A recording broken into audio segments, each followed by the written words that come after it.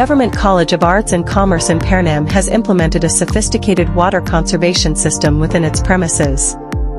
This system comprises a network of overhead pipes spanning all campus buildings, facilitating the collection and conveyance of rainwater to designated sewers.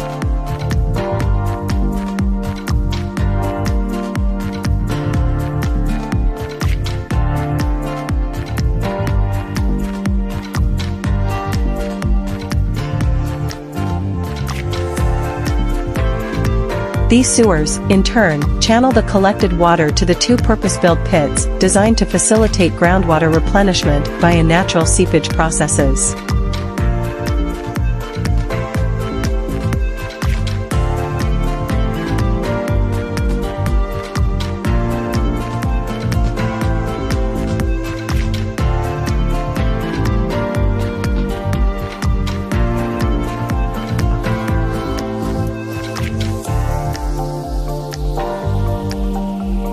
Additionally, surplus water is directed towards an adjacent watercourse outside the campus confines. Such meticulously engineered interconnections constitute a multi-tiered approach to water resource management, thereby enhancing both the efficacy and efficiency of water conservation endeavors within the college campus.